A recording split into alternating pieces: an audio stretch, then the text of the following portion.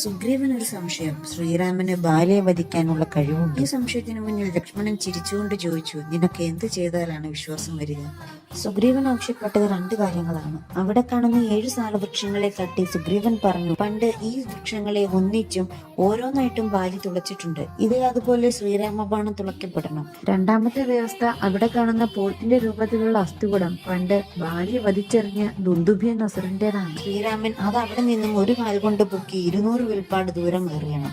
രാമൻ ദുന്ദുഭിയുടെ അസ്ഥികൂടത്തെ കാലിന്റെ പെരുവിരൽ കൊണ്ടെടുത്ത് 10 യോജന ദൂരത്തിലേക്ക് എറിഞ്ഞു.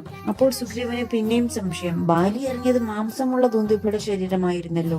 ഇപ്പോൾ ഉണങ്ങിയ അസ്ഥിക്ക് അത്രയും ഭാരമില്ലല്ലോ. തന്റെ സംശയം തീർക്കാൻ സാലവൃക്ഷത്തെ ബാണം ചെയ്ത് തുളച്ചാലും എന്ന് സുഗ്രീവൻ രാമനോട് അപേക്ഷിച്ചു. ശ്രീരാമൻ കോദണ്ഡം കയ്യിലെടുത്ത് ഒരു സാലവൃക്ഷത്തെ ലക്ഷ്യമാക്കി ബാണം ചെയ്തു. അത് തുടർന്ന് നിൽക്കുന്ന 7 വൃക്ഷങ്ങളെ തുളച്ച് ഭൂമിക്കുള്ളിൽ പ്രവേശിച്ച ശേഷം ഞൊടിയിടയിൽ തന്നെ ഭൂമി പിളർന്ന് തിരിച്ചു വന്ന് ഭഗവാന്റെ തൂണീരത്തിൽ പ്രവേശിച്ചു. സന്തുഷ്ടനായ സുഗ്രീവൻ ബാലിയെ വധിക്കാനായി ശ്രീരാമനെയും കൂട്ടി കിഷ്കിന്ധ്യയിലേക്ക് യാത്രയായി.